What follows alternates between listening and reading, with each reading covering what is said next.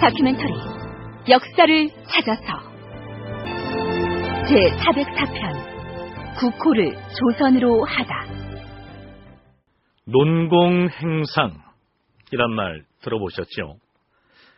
대개는 외적과의 크고 작은 전쟁이 끝난 후에 혹은 나라 안에서 이런저런 변란을 겪은 뒤에 그 공적의 유무나 대소를 의논해서 상을 주는 일을 일컫습니다. 이때 정신적으로 물질적으로 포상을 받은 신하는 공신이 되는 것이죠. 뿐만 아니라 황제와 왕이 즉위하는 데 기여한 신하에게는 즉위공신이란 칭호를 부여해서 여러 특전을 제공하기도 하고, 국가나 왕실의 안정에 공이 있는 인물을 대상으로 책봉하는 또 원종공신이라는 말도 있습니다. 그러나 뭐니 해도 국가나 왕조를 새로 세울 때 공을 세운 신하에게 그 칭호를 부여하는 개국공신이야말로 공신 중의 공신이라고 할 수 있겠죠. 즉위한 지 한 달여 뒤인 태조원년 8월 20일, 이성계는 나라를 세우는 데 공이 있는 신하들의 위차, 즉 서열을 정하라는 교지를 내립니다. 이성계는 백응념, 조준, 김사형, 정도전, 이재, 이화, 정희계, 이질한, 남은 등 수십 명의 공이 큰 신하들의 이름을 거론한 다음, 앞에서 거명한 사람들에게는 차례대로 공신의 칭호를 내리고 그 포상의 전례는 유사해서 거행하게 할 것이다. 특히 중추원사 김인찬은 불행하게도 세상을 떠났지만 일찍이 대금령 등을 도와서 과인을 추대하는 데 힘을 기울였으니 그 공이 매우 크다는 점을 참고하도록 하라. 나라를 세우는 데 공이 큰 신하들의 명단을 후보자로 제시한 다음에 공신의 등급을 정하도록 교지를 내린 것이죠. 이렇게 해서 공신 책봉을 준비하기 위한 공신도감이 설치됩니다. 한신대 김순자 교수로부터 개국공신 책봉의 의미가 어디에 있는지 들어보기로 하겠습니다. 이성계가 오랫동안 그 정치적인 역정을 거치면서 역성혁명을 하기까지 공을 세운 사람들이 많고, 이제 이미 역성혁명이 되었으면 논공행상을 해야 됩니다. 그래야 또 더 많은 충성을 이끌어낼 수가 있고, 그렇게 해서 공신으로 책봉하면 그 공신들끼리는 완전히 그 생사고락을 같이 하는 공동체, 정치적인 운명 공동체가 되어서 더 많은 충성을 이끌어낼 수도 있습니다. 그래서 이제 공신도감을 설치해가지고 이제 논공행상을 하죠. 그래서 선별하고 공신으로 책봉될 수 있는 사람, 그 다음에 등급도 결정을 하고 누구는 1등, 누구는 2등 하고, 그 다음에 포상 내용을 결정을 합니다. 신하들을 공신으로 책봉을 하게 되면 그 책봉된 공신들끼리는 생사고락을 함께 한다는 일종의 운명 공동체적인 의식이 형성돼서 더욱 큰 충성을 다짐하게 된다는 얘기인데요. 그렇게 되면 결국 국왕인 이성계에게도 좋은 일이 아니겠습니까? 자, 드디어 공신 책봉을 준비하기 위해서 임시로 만든 공신도감에서 국왕에게 개국공신의 위차를 정해서 윤허를 해주도록 청합니다. 전체 40명이 넘는 공신명부를 작성해서 올리는데요. 2등과 3등 공신의 명단은 일단 생략하기로 하고, 우선 1등 공신 16명의 면면이 어떠한지에 대해서만 살피고 넘어가죠. 문화좌시중 백응념, 우시중 조준, 문화시랑 찬성사 김사형과 정도전, 흥안군 이재, 의안백, 이화, 참천 문화부사 정희계와 이질한, 판중추원사 남은, 지중추원사 장사길, 첨서중추원사 정총, 중추원부사 조인옥, 중추원학사 남재, 예조전서 조박, 대장군 오몽을과 정탁 등이 1등 공신의 명부에 올랐다. 주상전하, 문화좌시중 백응념과 우시중 조준 등 16인은 천명과 인심의 소재를 환하게 알고서 의논과 계책을 결정하여 전하를 추대하여 왕업을 이루었사옵니다. 이것은 비록 전하의 성덕과 신공이 하늘의 뜻에 응하고 사람의 마음에 따른 것이겠지만은 역시 일세에 뛰어난 신하들로서 충성을 다하고 대의의 힘을 써서 천명을 도와 나라를 세운 것이옵니다. 그 공이 매우 커서 황하강이 허리띠만큼 좁아지고 태산이 숫돌과 같이 작게 되도록 잊혀서는 난이 될 것이옵니다. 마땅히 1등 공신의 칭호를 내리고 전각과 비를 세워 공을 기록하고 자귀를 봉하시옵소서. 알겠느니라. 그리하겠다. 그 다음으로 판삼사사 윤호 등 11명이 2등 공신으로, 도승지 안경공 등 16인은 3등 공신으로 책봉이 됩니다. 숙명여대 한희숙 교수와 한신대 김순자 교수의 얘기를 함께 들어보시죠.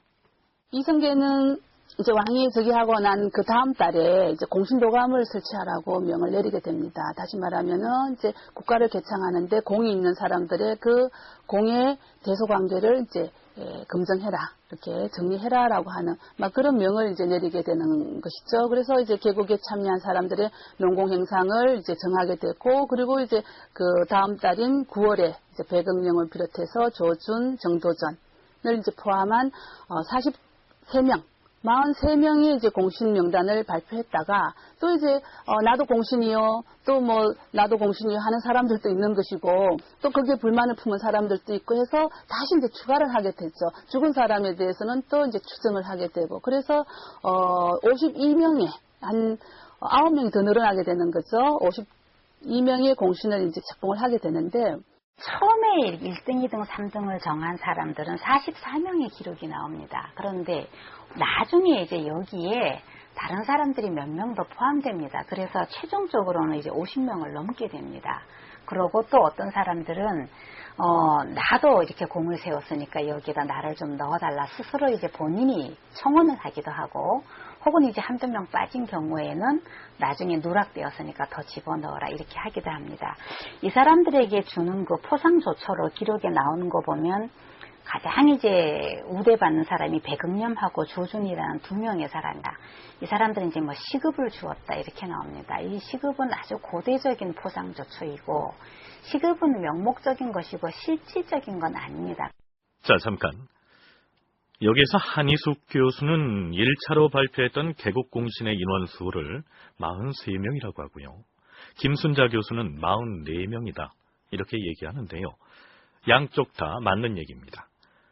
중추원사 김인찬은 이때 이미 죽고 없었으나 이성계의 특별 지시에 의해서 1등 공신의 칭호를 추증했는데요.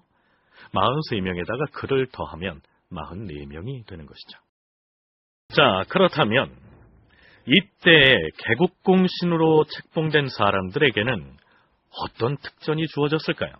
1등에서부터 3등까지, 또는 나중에는 뭐 4등도 이제 나오게 됩니다만은 이제 3등급으로 나누어 가지고 이들한테 이제 공신 노건, 그러니까 칭호를 주게 되고, 그다음 자격을 주게 되고, 그리고 이제 토지와 노비, 그리고 승진, 뭐 등등의 이제 물질적인 뭐 이런 여러 가지 특혜를 이제 주게 되는데, 가장 큰 게 이제 토지를 이제 등급에 따라서 나눠주게 되는 거하고, 노비를 등급에 따라서 나눠주게 되는 거하고, 또 그 자손들의 군용 문제라든가 뭐 이런 것들이 혜택을 주는 막 그러한 것이 이제 공신들이 주어진 특혜라고 볼 수 있습니다.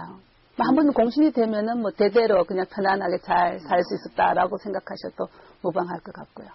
이때 책봉된 개국공신들에게 주어지는 특전들을 구체적으로 소개하면 이렇습니다.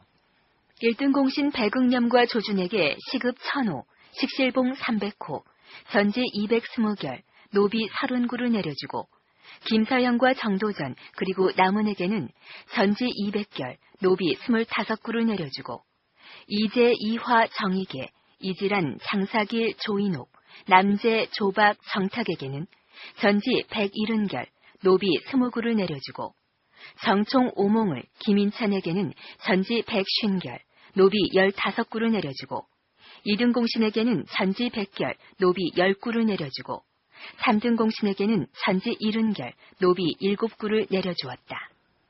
1등 공신 중에서도 백응념과 조준이 최상급의 대우를 받게 됩니다. 우선 그 두 사람에게 주어지는 시급 1000호는 명목적인 것이니까 논외로 하고요. 실질적인 특전은 토지와 노비 등인데, 노비를 30명이나 내려주고 토지 220결을 하사한다고 했습니다. 220결, 어느 만큼의 넓이에 해당하는 전답일까요? 여기에서 결이란 나라에서 세금을 매길 때 논밭의 면적을 헤아리는 단위인데요. 김순자 교수의 설명 들어보시죠. 1결이라고 하면 그 1결이 경상도에 있든 함경도에 있든 예를 들면 중국에 있든 그 생산량은 똑같습니다. 면적은 다 다릅니다. 그러니까 1결은 전라도의 아주 비옥한 지역의 땅은 한 2,000평이 될 수도 있고, 그 다음에 함경도의 산속에 아주 농사가 안 되는 데는 5만 평이 될 수도 있는 것입니다. 그런데 국가 입장에서 보면 아주 그 합리적인 제도라고 볼 수도 있습니다. 그래서 세종대왕 때 조선왕조의 토지가 가장 넓은데 만약에 전국의 토지가 100만 결이다 하면 1년 생산량이 얼마다라는 것이 계산이 저절로 탁 나옵니다. 그러니까 국가에서는 상당히 합리적인 것이에요. 그래서 1결당 10분의 1 세금을 내라 하면 이때 이제 1결은 1결당 쌀 20석을 생산하는 것입니다. 현대에서는 토지를 헤아릴 때 그 면적을 따져서 면마지기, 몇 평 이렇게 셈하기도 하고요. 혹은 미터법에 따라서 헥타르 등으로 계산을 하지만 고려시대나 조선시대에 그런 식으로 계산해서 세금을 매긴다면 비옥한 땅과 척박한 땅의 생산량 차이가 심하기 때문에 공평과세가 이루어지지 않겠죠. 그래서 생겨난 단위가 바로 결입니다. 땅의 면적과는 상관이 없이 쌀 20석을 생산할 수 있는 토지가 바로 1결이란 얘기죠. 그러니까 땅이 기름진 전라도에서의 1결과 토질이 척박한 함경도 등 오지에서의 1결은 그 면적에 있어서 큰 차이가 나겠죠. 김순자 교수의 계산에 따르자면 1결은 요즘으로 치면 80kg들이로 30가마 정도에 해당합니다. 1등 공신으로 책봉된 조준이나 백응염이 220결을 하사받았으니까요. 요즘에 80kg들이로 산정을 하면 1년에 무려 6,600가마를 생산할 수 있는 토지를 받았다. 이런 계산이 나옵니다. 그뿐만이 아니죠. 개국공신의 가족이나 후손에게도 파격적인 특전이 세습됩니다. 전하, 1등 공신으로 책봉된 자의 경우 그의 아버지, 어머니, 아내에게는 3등을 띄어 올려서 봉작을 증직해주며 직계 아들에게는 3등을 띄어 올려 음직을 주고 직계 아들이 없는 사람은 생질과 사위에게 2등을 띄어 올려서 음직을 주고 대대로 이어받아 그 녹을 잃지 않게 하고 자손은 1등 공신 나무계의 자손이라고 자세히 써서 나중에 비록 죄를 짓더라도 사면이 영구한 세대에까지 미치게 할 것이며, 여기에서 음직이란 과거 시험을 보지 않고도 아버지나 조부의 공으로 벼슬을 거저 얻는 것을 일컫습니다. 특별 채용이죠. 그 후손들을 특별 채용을 합니다. 근데 그 특별 채용은 아들도 할 수 있고 사위도 할 수 있습니다. 그런가 하면 현직에 있는 사람이라면 특별 승진도 시켜줍니다. 그러니까 가문에 이게 영광이 되는 것이고, 그 다음에 이제 조상과 부인까지 포상을 해줍니다. 그러니까 명예가 높아지는 것이 되고, 그 다음에 이제 특별 사면권이라는 것도 있습니다. 공신과 그 가족들은 어떠한 죄를 지었을 경우에도 좀 웬만한 범죄를 할 경우에는 아예 불문에 붙여버리고, 상당히 중범죄를 저질러도 형벌을 훨씬 낮추어서 주는 것이죠. 그래서 정치적인 운명 공동체 이렇게 되는 것입니다. 개국공신에 대한 대우가 이러했으니 요즘으로 치면 쿠데타에 해당하는 정변이나 혹은 역성혁명이 일어날 경우 어떻게 처신할 것인가를 두고서 대대손손 이 가문의 장래까지를 생각하지 않을 수가 없었던 것이죠. 1등 공신으로 봉해진 백응염, 조준, 정도전, 남은 등은 많게는 200결이 넘는 전지를 하사받고 보니 임금의 아들들, 즉 왕자들에게 조금 미안했던 모양입니다. 태조 1년 9월 26일에 이들이 편전으로 왕을 찾아갑니다.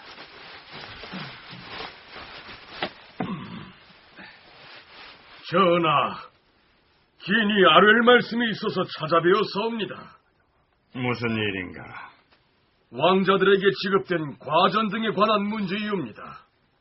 전하, 왕자들과 군으로 봉해진 종실의 경우 의복과 거만을 갖추어야 하고 종들도 거느려야 하옵니다. 그런데 왕자들이나 종실 중에서 헐벗고 굶주리는 사람이라도 있다는 말인가? 그게 아니오라. 공급이 좀 넉넉해야 할 터이옵니다.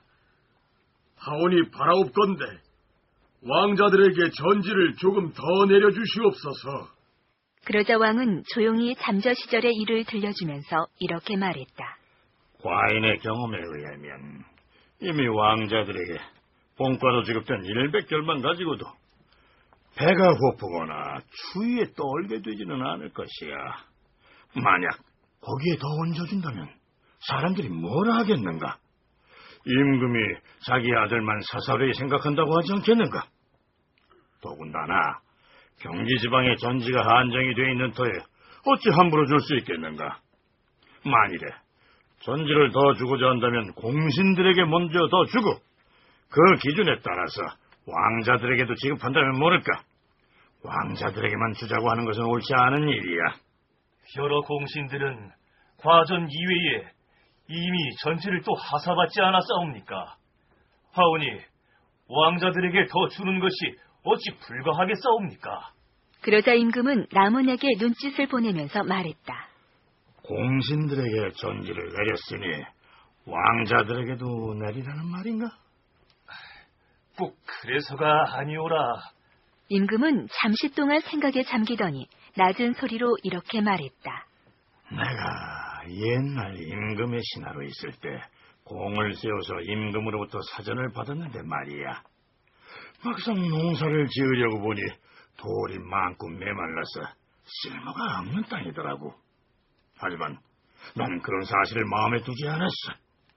그래서 지금 개국 공신에게 주는 사전은 마땅히 비옥한 땅으로 주려는 것이야. 알겠는가? 성을 감격하옵니다, 수상전하. 이러한 이성계의 공신들을 향한 지극한 마음의 보은이라도 하듯 며칠 뒤인 9월 28일에는 개국 공신들의 자손들이 모임을 만듭니다. 개국 공신의 자손과 동생과 사위들이 충효계를 맺고서 왕윤동에서 회맹하였다. 공신의 자손들이 계모임을 만들어서 대를 이어 임금에게 충성하기를 다짐했다. 이런 얘기죠. 이어서 개국 공신으로 봉해진 사람들은 세자를 비롯한 여러 왕자들과 왕윤동에 모여서 맹세 의식을 갖는데요. 그 맹약문의 요지는 이렇습니다. 문화좌중 배극념 등은 감히 모든 신령에게 고합니다. 삼가 생각하옵건대 우리 주상전하께서는 하늘의 뜻에 응하고 사람의 마음에 따라서 대명을 받자 왔으므로 신등의 힘을 합하고 마음을 같이하여 함께 큰 왕업을 이루었습니다. 이미 일을 같이 했으므로 이제 한 몸이 되었습니다. 우리들은 장차 임금을 성심으로 섬기고 친구를 신의로 사귀고 서로 해치지 말며 이익을 다투어 서로 꺼리지 말며 다른 사람을 이간하지 말며 조그만 실수를 구실로 마음의 의심을 품지 말며 과실이 있으면 바로 잡아주고 의심이 있으면 물어보고 질병이 있으면 서로 부조하고 환난이 있으면 서로 구원해 줄 것입니다. 우리의 자손에게 이르기까지 대대로 이 맹약을 지킬 것이니 혹시 변함이 있으면 신이 반드시 죄를 줄 것입니다. 자, 이만하면 왕이 어째서 공신 책봉에 그렇게 공을 들였는지, 그리고 공신으로 책봉된 사람들을 왜 운명 공동체라고 하는지 짐작할 만하지 않습니까? 책봉된 공신에 대한 대우가 앞에서 소개한 것처럼 파격적이다 보니 책봉에서 제외된 사람들의 불만 역시 여기저기에서 터져나오기 시작합니다. 내가 왜 책봉에서 제외하는? 공신도감의 유사들에게 불만이 많습니다. 이번에 3등 공신으로 책봉된 이들의 면면을 보아하니 내 분통이 터져 참을 수가 없습니다. 나도 마찬가지입니다. 이들의 공적이 엉터리란 얘기가 아니라 나도 주상 전하께서 나라를 세우는 일에 이들 못지않게 공헌을 했다 이 말입니다. 꼭 반역자의 목을 베어야만 공신입니까? 나도 누구 못지않게 이씨의 나라를 세우는 일에 힘을 보탰습니다. 이참에 공신 책봉을 못 받는다면 내 부모 형제와 후손들에게 어찌 목숨을 바쳐 나라에 충성하라고 할 수 있겠습니까? 내가 음으로 양으로 공을 세웠다는 사실을 입증해줄 증인이라도 데려오라면 네 그렇게 하겠습니다. 제발 나도 공신록에 이름을 올릴 수 있도록 제거해 주십시오. 자, 이렇게 해서 공신록에 이름을 올리는 관리들의 수가 점점 늘어나게 됩니다. 상장군 조견, 오승지 한상경, 판선공감사 임원충, 판궁기감사 황거정, 대장군 장사정과 한충, 병조의랑 민효익 등은 개국 초기에 또한 각각 공이 있음이 인정된다.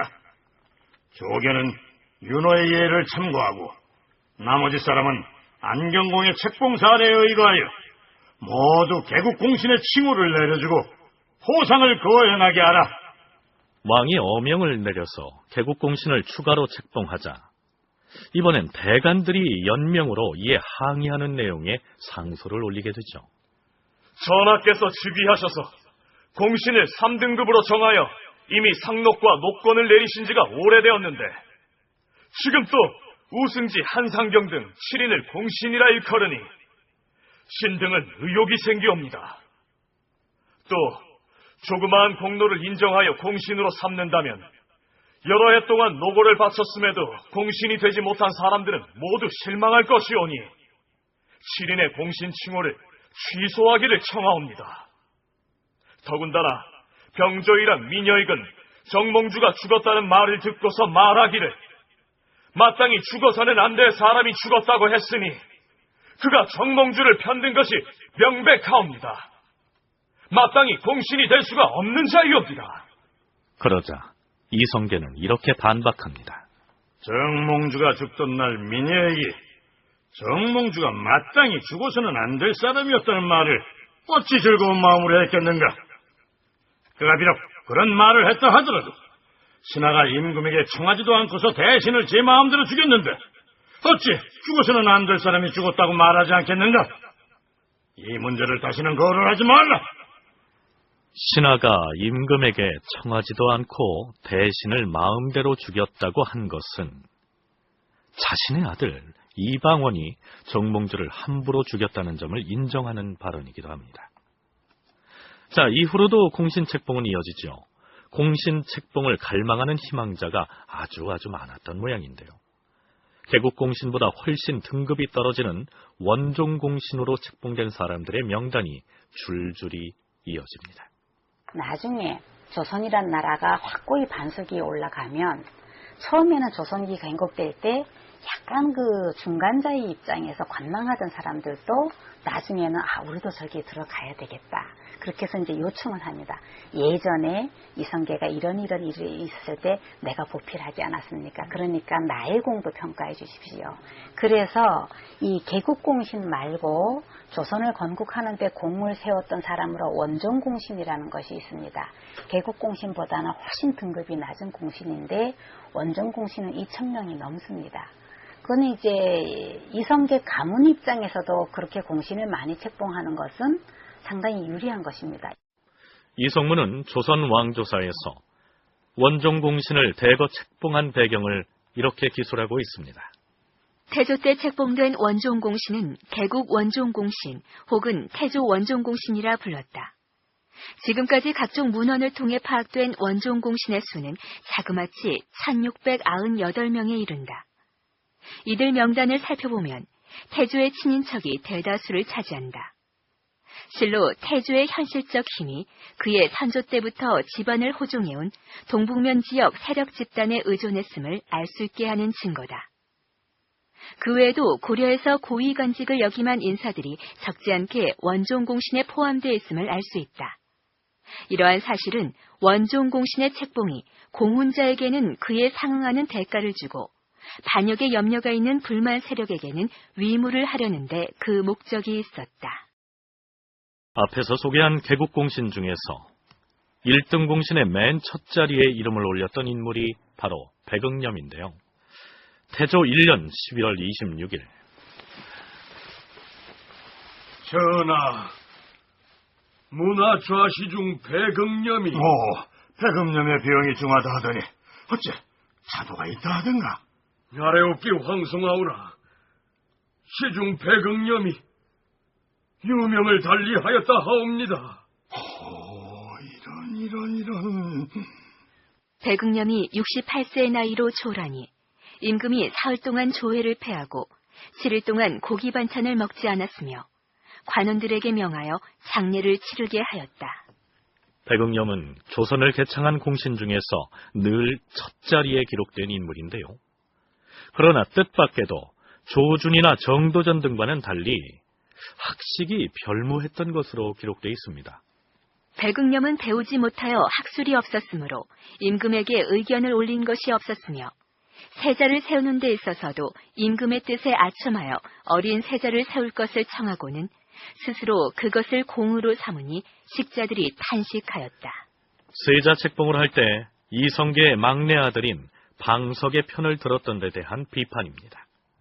역시 이방원이 왕권을 쥐고 있었던 태종 때에 기록된 문서이기 때문에 그를 폄훼하는 이런 기사가 올랐겠죠. 태조 1년 11월 27일 전 밀직사 조임이 명나라 서울 남경으로부터 돌아오는데요. 빈손으로 온 것이 아니었습니다. 무엇을 가지고 왔다 했는가? 명나라 예부에서 우리 고려의 권지국사에게 보내는 자문을 가지고 왔사옵니다. 예부에서 우리 조정에 보낸 자문에 뭐라 되어 있던가? 명나라 황제가 예부에 내린 직지를 받들라 하였사옵니다. 황제가 어떤 내용의 직지를 예부에 내렸다는 것인가? 그 자문을 가져와 보라. 예. 여기 있사옵니다, 전하.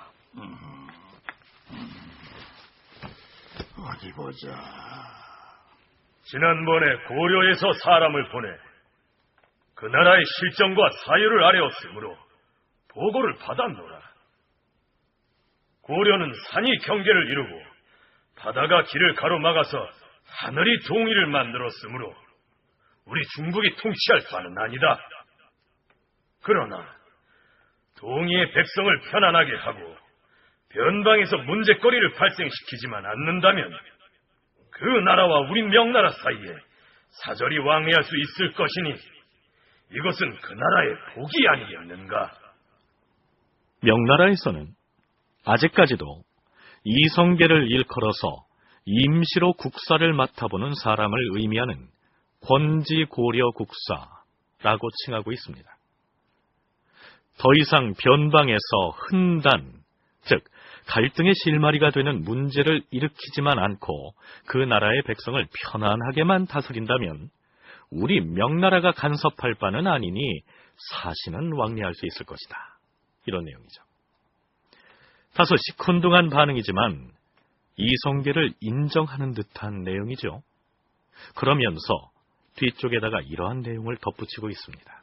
공민왕이 죽었을 때 그의 아들이 있다고 하면서 왕으로 세우길 정하더니 또 나중에 와서는 그 아들이 공민왕의 아들이 아니라고 하고 또한 왕유를 왕손에 정파라 하여 세우기를 정하였다가 지금은 또 그를 제거해버렸다. 짐에게 두세 번 사람을 보내왔으나 대개는 자기 스스로 왕이 되기를 요구한 것이므로 나는 더 이상 묻지 않았다. 자기 스스로 왕이 됐으니 스스로 알아서 해야 할 것이다.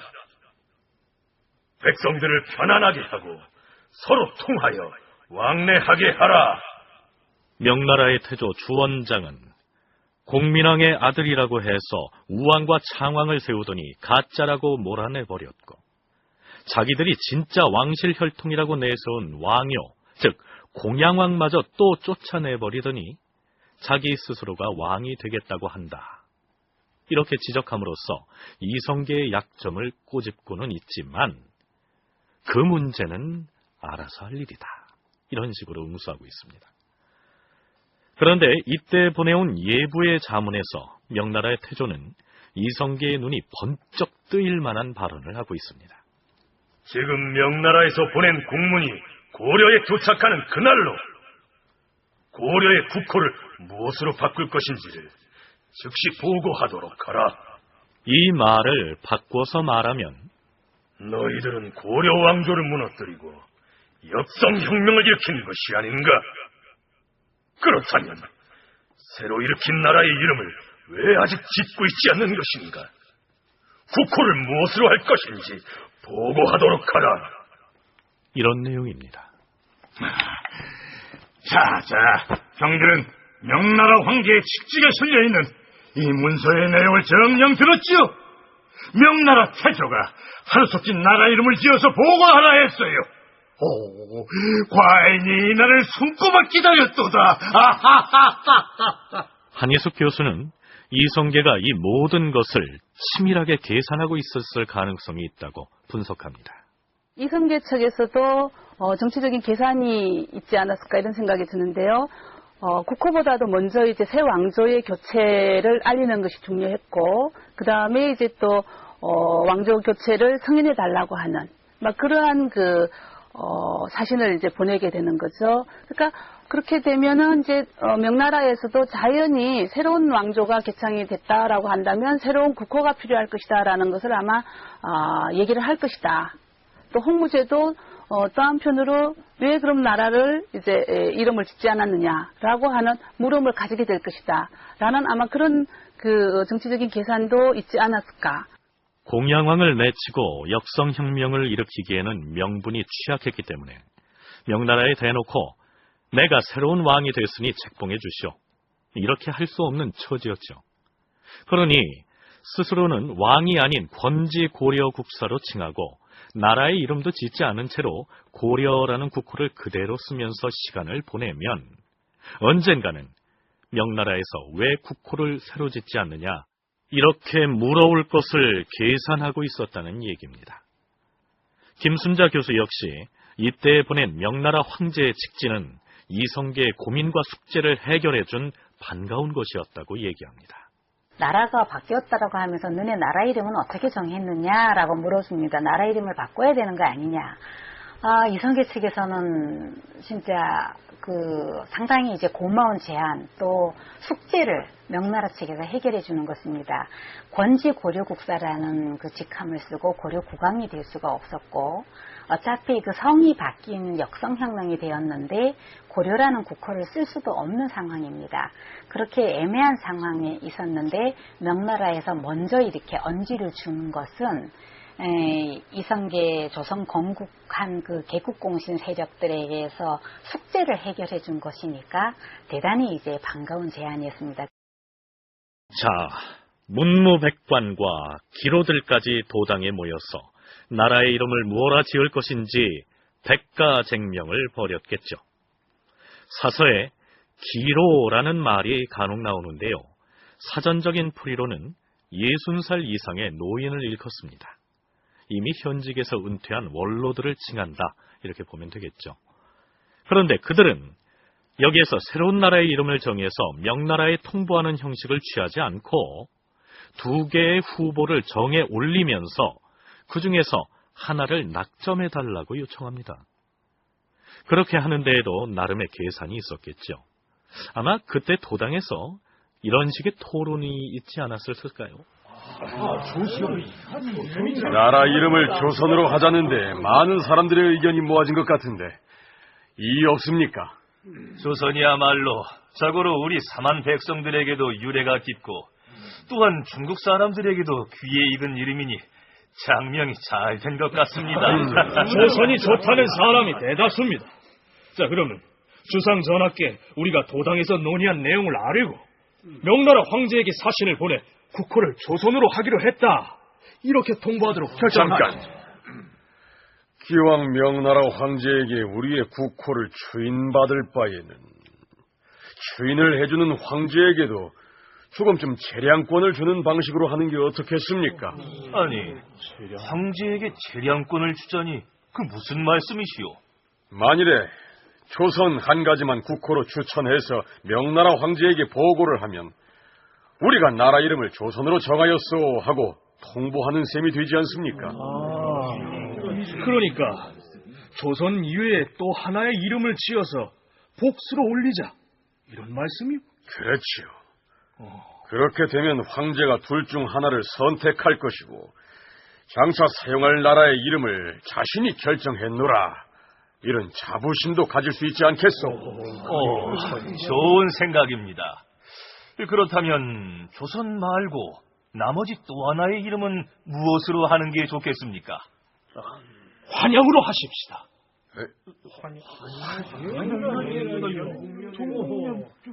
환영은 화할 화자에다가 안녕할 때 쓰는 편안할 영으로 돼 있는 지역의 이름이지요. 혹은 화령으로 읽거나 표기하기도 합니다만 우리 프로그램에서는 예전에 백제 제25대 왕을 무령왕이 아니라 문영왕으로 칭했던 원칙에 따라서 환영, 이렇게 부르기로 하겠습니다. 이 환영은 이성계의 출신지입니다. 고려 공민왕 때 함경도 지역의 화주목을 개칭한 이름이기도 하죠. 이 환영은 1393년에 영흥으로 이름이 바뀌게 되죠. 중국 사람들은 그 요하 동쪽, 요동 동쪽에 있는 어떤 나라는 조선이다라고 생각을 하고 있습니다. 그건 이제 뭐 중국 그 아주 고대 유교 경전에도 나오는 얘기이고, 그래서 그 중에 이제 하나 거기서 조선을 뽑고, 화령은 지금의 이제 함경도 영흥의 별도의 이름입니다. 그 지명이 여러 가지 호칭으로 불립니다.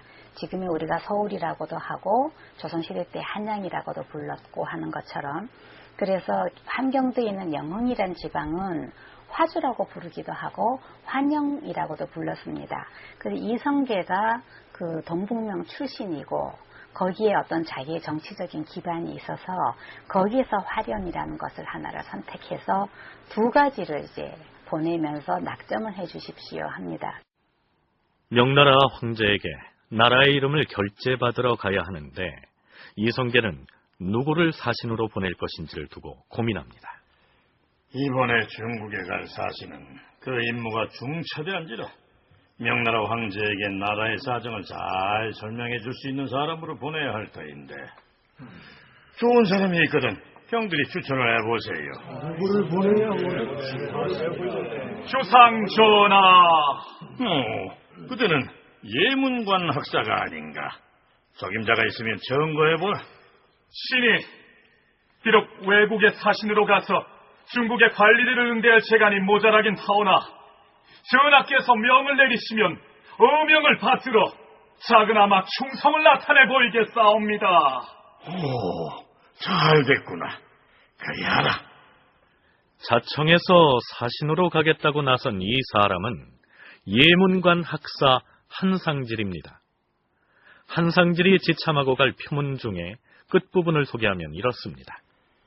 요살리, 황제께서 신에게 권지국사를 허가하시고 이내 또한 국호를 묻게 되시니 신은 나라 사람과 함께 감격하여 기쁨이 더욱 간절합니다. 가만히 생각하옵건대 나라를 차지하고 국호를 세우는 것은 진실로 소신이 감히 마음대로 할 수가 없는 일입니다. 조선과 화령 등의 두 칭호를 지어서 올리오니 삼가 황제께서 제가 해주심을 바라옵니다. 드디어 한상질은 남경을 향해 사행길에 오릅니다. 한상질이 국호를 결제받기 위해서 남경을 향해 출발한 지 보름 남짓 지난 뒤에 또 한 사람의 사신이 명나라로 향합니다. 문하시랑 찬성사 우인열인데요. 특별한 임무를 띠고 파견됐다기보다는 그저 황제가 베풀어진 은혜에 사례하기 위한 행차였다고 기록하고 있습니다. 우인열은 이때 말 30피를 조공품으로 가져갑니다. 지난번에 조임이 중국 남경에서 돌아올 때 삼가 황제의 직지를 받들어 싸운데 그 직지를 읽어보니 신에 대한 황제의 훈계가 매우 간절했습니다. 또한 신에게 권지국사를 허락하시니 신은 온 나라 신민들과 함께 감격함을 이기지 못하겠습니다. 하늘과 땅도 감동하였으므로 다만 눈물만 날 뿐이었습니다. 이것은 바로 황제 폐하께서 큰 도량의 노고로움을 넓히시고 우인열 편에 보낸 이성계의 조서는 그저 고맙고 황공하다는 표현으로 가득 차 있습니다. 드디어 태조 2년 2월 15일 명나라 황제에게 국호를 결제받으러 갔던 한상질이 돌아옵니다. 그래, 국고에 대한 황제의 칙지를 가지고 왔는가? 그러하옵니다, 전하. 국고에 대하여 뭐라 하였는가? 여기 명나라 예부에서 신에게 전해준 황제의 조칙을 받들어 왔사온데 황제의 조칙에 이렇게 되어 있사옵니다. 동의의 국호로서는 다만 조선이라는 칭호가 아름답도다. 또한 조선이라는 칭호는 전래한 지가 오래되었으니 그 명칭을 근본으로 삼아 본받을 것이며 하늘의 뜻을 살펴 백성을 다스려서 후사를 영구히 번성하게 하라. 이렇게 기쁠 때가 사신으로 다녀온 한상진에게 전지 쉰교를 하사할 것이니 그리 시행하도록 하라. 실록에는 임금, 즉 이성계가 감격에 겨워 기뻐했다 라고 기술되어 있습니다. 사실 이성계도 한상지를 명나라에 보내면서 형식상으로는 조선과 환영 이 두 가지 칭호를 후보로 올리긴 했지만 명나라의 주원장이 듣도 보도 못한 환영보다는 조선을 국호로 낙점할 것이라는 계산을 이미 하고 있었겠죠. 조선하고 또 이성계의 고향인 화령이라고 하는 그 이름이 이제 거론이 되고 이것을 이제 물론 이제 조선 정부 내에서도 정할 수는 있겠지만 자 그러면 이거를 갖다가 명나라에서 정해줄 것을 우리가 한번 또 얘기해 보자.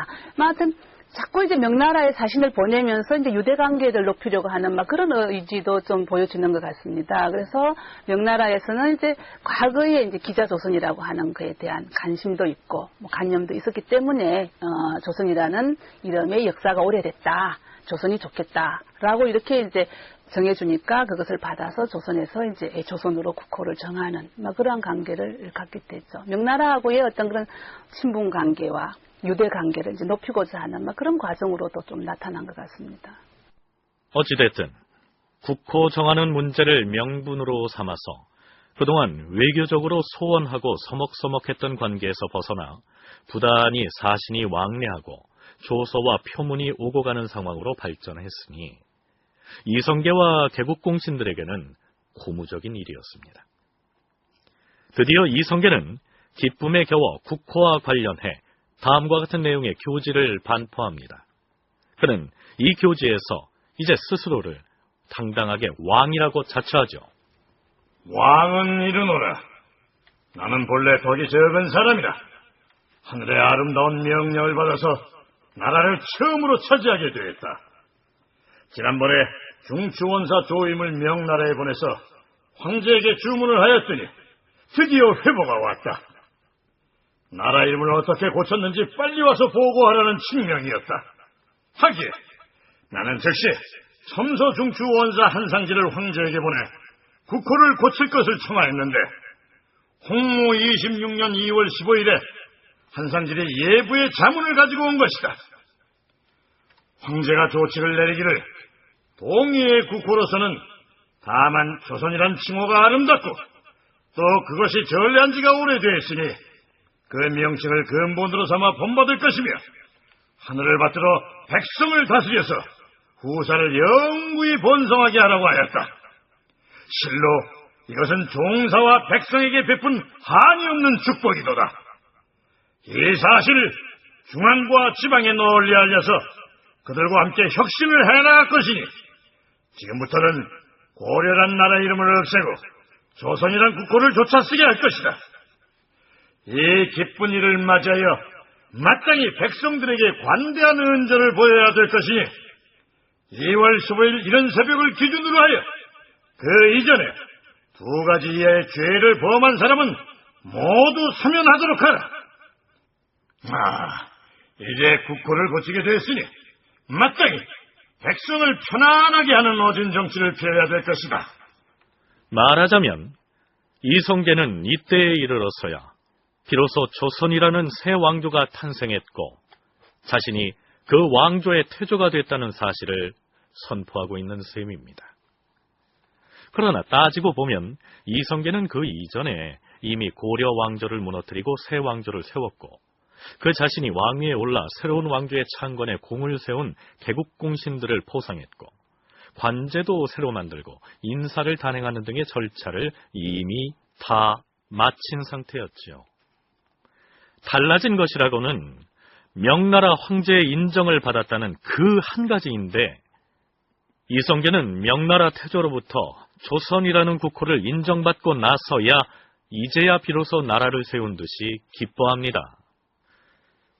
이미 우리는 이 프로그램을 통해서 고대 국가 시기부터 우리의 역사를 탐색해왔습니다.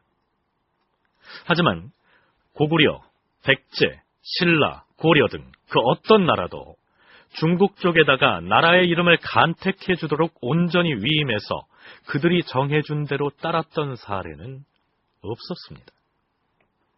그렇다면 이성계를 비롯해서 조선의 건국을 주도했던 세력은 왜 그렇게 해야만 했을까요?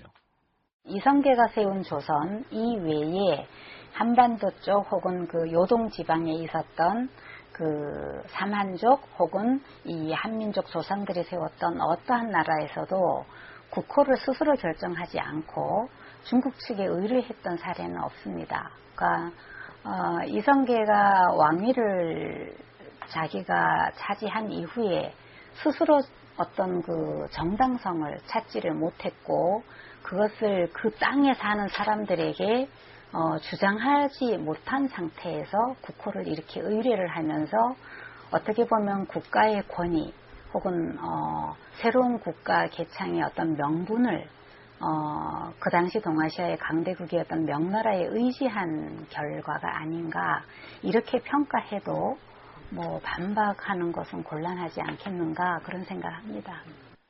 흔히 건국 당시의 조선의 외교 정책을 4대 교린 정책이라고 얘기하는데요. 물론 여기에서 4대란 명나라를 떠받드는 존명사대를 말하는 것이고요. 교린이란 일본을 비롯한 여타의 이웃나라와 대등한 관계로서 사이좋게 지낸다. 이런 의미가 되겠죠. 다시 조선 왕조사의 저자인 이성무의 견해를 들어보시죠. 조선이 추구했던 외교 노선은 존명사대였다.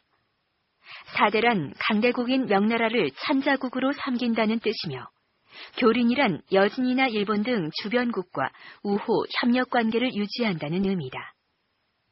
이 가운데 문제가 되는 것이 명나라와 맺었던 이른바 존명사대의 정책이다.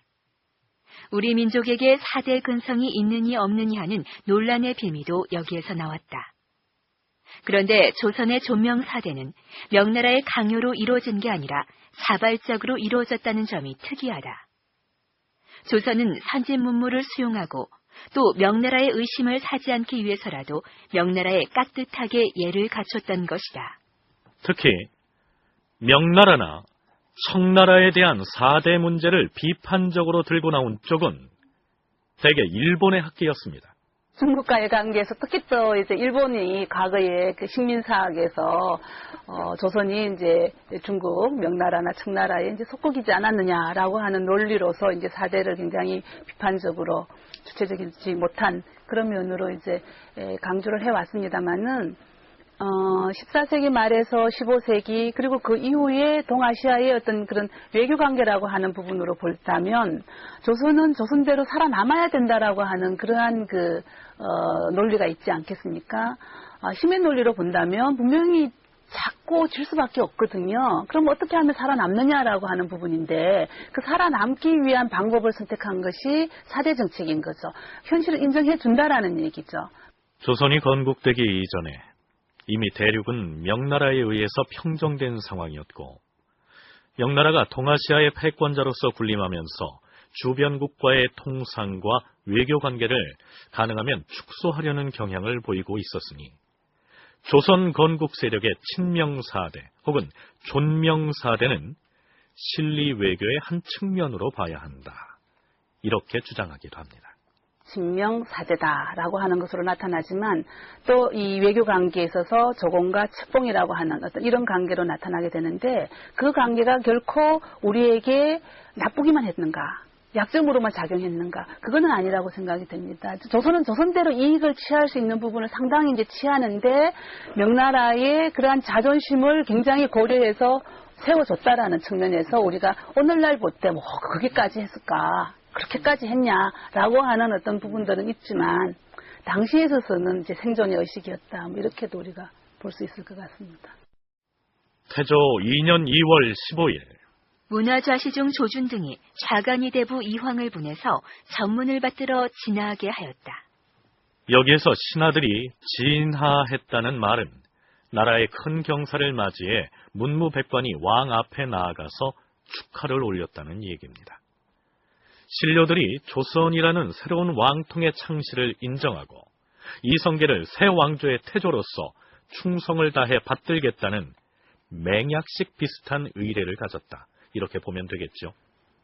전하께서 나라를 세우신 것은 성인이 왕통을 창시하신 것이니 기자의 옛 봉토를 다스리게 된 것이기도 하옵니다. 황제의 명령이 아름다웠으니 조선이라는 아름다운 국호를 주시었사옵니다. 종사의 영광이 오고 신민에게 기쁨이 넘쳤사옵니다. 삼가 생각하옵건대 억년 만년의 기업이 전하에 의하여 바로 지금부터 처음 시작되었사옵니다. 신등은 즐거이 도성 사람들과 더불어 경화하고 또 경화하겠사옵니다. 주상전하 만세! 만세! 만세! 만세! 이제 대내외적으로 명실공히 조선의 역사가 시작된 것입니다. 이때 이성계가 세운 나라의 칭호가 조선이 되는 바람에 이때까지 그냥 조선으로 불려왔던 단군 조선은 혼동을 피하기 위해 부득이 고조선으로 불리게 된 것이죠.